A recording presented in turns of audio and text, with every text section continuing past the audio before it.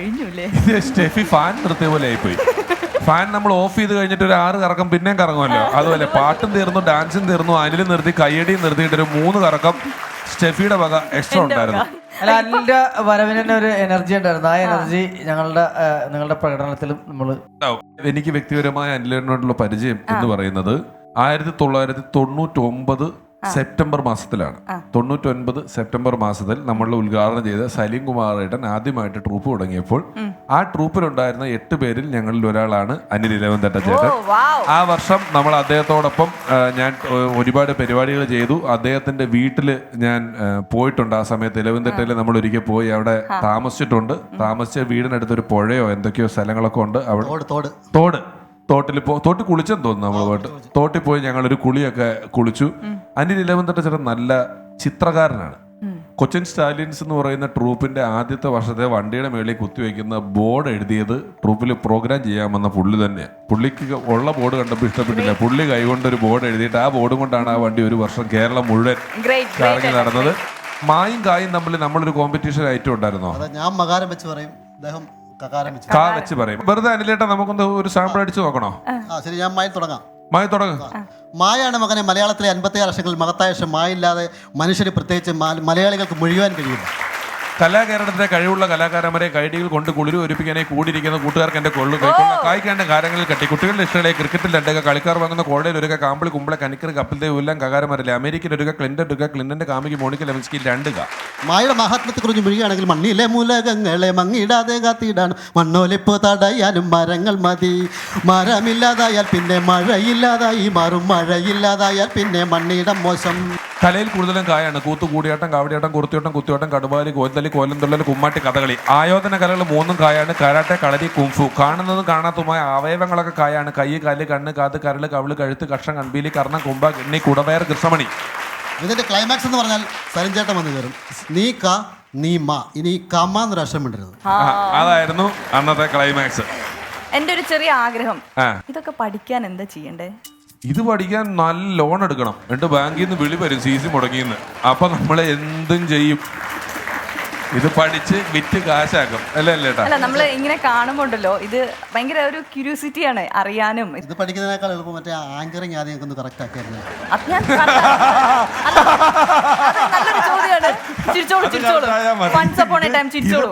എവിടെയോ കിടക്കുക. ഇത് നിങ്ങൾ ശരിയാക്കിയ. അതെ, അത് ഞാൻ പഠിക്കുന്നുണ്ട്. മായുടെ സിനിമ പേരുകൾ ഓർമ്മയുണ്ടോ? സിനിമ നടന്മാരുടെ പേര് ഓർമ്മ പറഞ്ഞേ. മലയാള സിനിമയിലെ 3 മായുള്ള മമ്മൂട്ടിയാണ് മെഗാസ്റ്റാറായി മിന്നിത്തിറങ്ങുന്നത്. 3 മായുള്ള മമ്മൂട്ടിയെ മറികടക്കാൻ വേണ്ടി മഞ്ഞിൽ പിരിഞ്ഞ പൂക്കളിൽ മഹാവില്ലനായി കിടന്നു വന്ന മോഹൻലാലിനും മറ്റൊരു മാക്കാരൻ.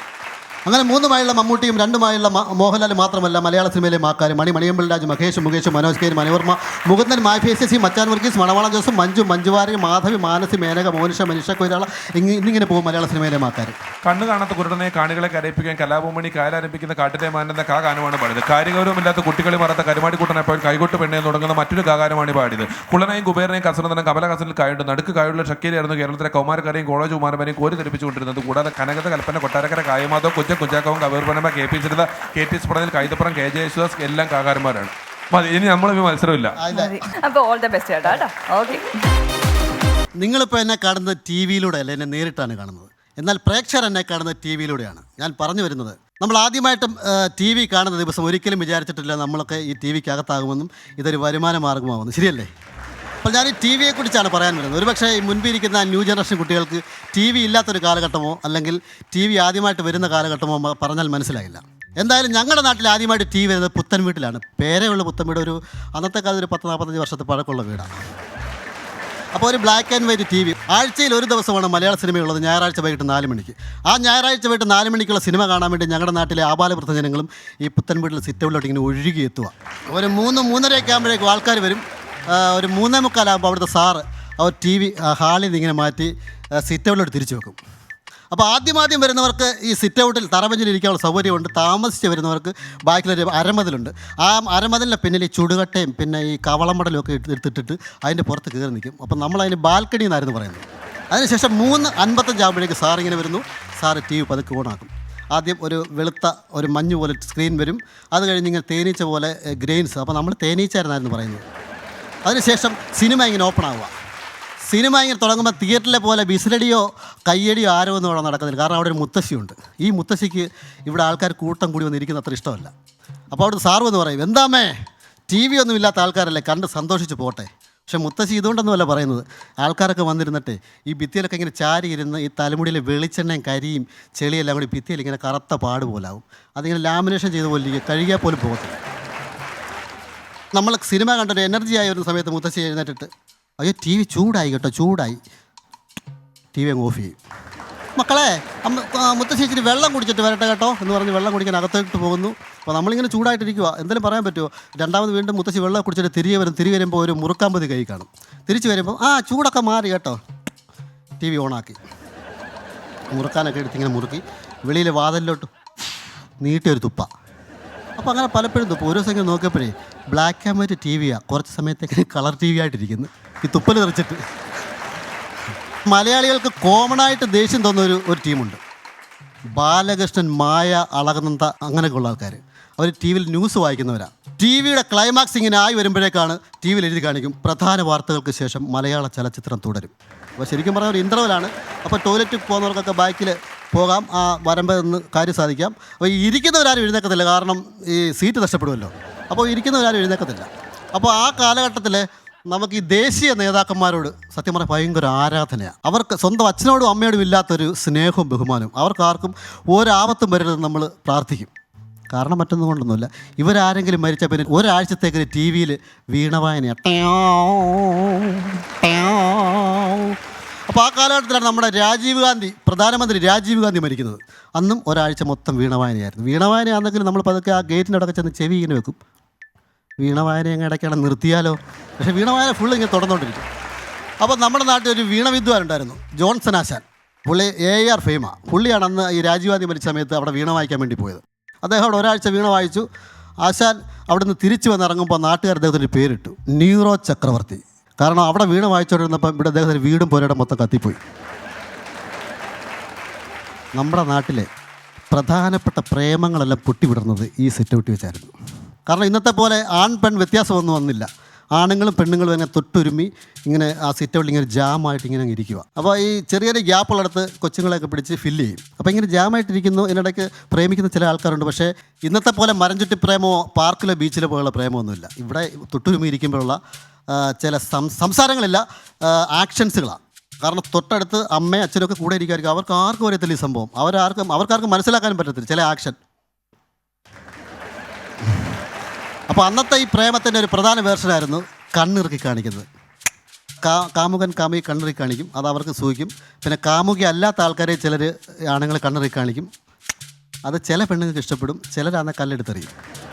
അപ്പോൾ അതല്ലാതെ മറ്റ് ശല്യങ്ങളൊന്നുമില്ല. അന്നത്തെ കാലത്ത് ഈ പണക്കാരും തീരുമാനിക്കുന്നത് വീടിൻ്റെ പുറത്ത് ഏരിയലുണ്ട് ആൻറ്റിന എന്ന് പറയുന്നത്. അത് നോക്കിയാണ് പണക്കാരും തീരുമാനിക്കുന്നത്. ആൻറ്റിന എന്ന് പറയുമ്പോൾ ഒരു 10-30 അടി പൊക്കം, അതിൻ്റെ പുറത്ത് ഇങ്ങനെ മീൻമുള്ള് പോലിരിക്കുന്ന ഒരു ആൻറ്റിന അന്നത്തെ. അപ്പോൾ ഈ മീൻമുള്ള് ആണെന്ന് കരുതി ചില കാക്കയെ പൂച്ചയൊക്കെ വന്ന് ഇതിനകത്ത് കൊത്തും, ഈ ആൻറ്റിനയെ കൊത്തുന്ന സമയത്ത് TVക്ക് ഒരു അസുഖമുണ്ട്. നമുക്ക് ചില അസുഖങ്ങളുണ്ട്, മൈഗ്രെയിൻ. പക്ഷേ ഈ TVക്ക് അതല്ല, ഗ്രെയിൻസ് എന്ന് പറയുന്ന സംഭവം ഉണ്ടാവും.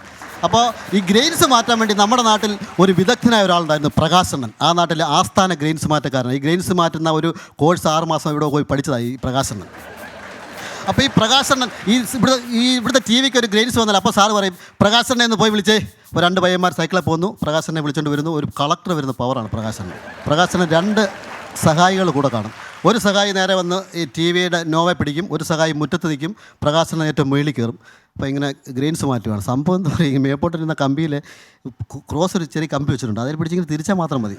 പക്ഷേ ഈ ട്രിക്ക് ആർക്കും പറഞ്ഞു കൊടുക്കത്തില്ല പ്രകാശന്, സ്വന്തം സഹായികൾക്ക് പോലും ഈ ട്രിക്ക് പറഞ്ഞു കൊടുക്കത്തില്ല. അപ്പോൾ അങ്ങനെ ഈ TV ഉള്ള എല്ലാ വീടുകളിലും പ്രകാശനൻ ഒരു അവിഭാജ്യ ഘടകമായി മാറി. പ്രകാശനൻ ഗ്രെയിൻസ് മാറ്റാൻ പോകുന്നു. അപ്പോൾ അങ്ങനെ ഗ്രെയിൻസ് മാറ്റി പ്രകാശനൻ 2 കണ്ണിന് ഗ്രെയിൻസ് ആയിട്ട് മാറി. ഇപ്പോൾ ചെങ്ങന്നൂരൊരു കണ്ണാടിക്കട ഇട്ടുക, ഗ്രെയിൻസ് ഒപ്റ്റിക്കൽസ് എന്ന് പറയുന്നത്. അപ്പോൾ അങ്ങനെ പിന്നീട് കാലം മാറി, രൂപം മാറി. Black and white TV colour TV ആയി മാറി, ആൻറ്റിന ഡിഷായി മാറി, കേബിൾ TV ആയി മാറി, നമ്മുടെ കയ്യിൽ കൊണ്ട് നടക്കാവുന്ന TV വരെയായി. പുതിയ ചാനലുകളായി, ചാനലുകൾ തമ്മിൽ മത്സരമായി, പുതിയ പ്രോഗ്രാമായി. അങ്ങനെ പോപ്പുലറായ ഒരു ചാനലിൻ്റെ പോപ്പുലറായ ഒരു പ്രോഗ്രാമിൽ പോപ്പുലറായ 2 സിനിമാ നടന്മാരുടെ മുൻപിൽ പോപ്പുലർ ആകാൻ വേണ്ടി ഞാനിങ്ങനെ നിൽക്കുമ്പോൾ എൻ്റെ നാട്ടുകാർ പറയും, അങ്ങനെ ആനില വന്നിട്ട് ഈ TVക്കകത്തായി.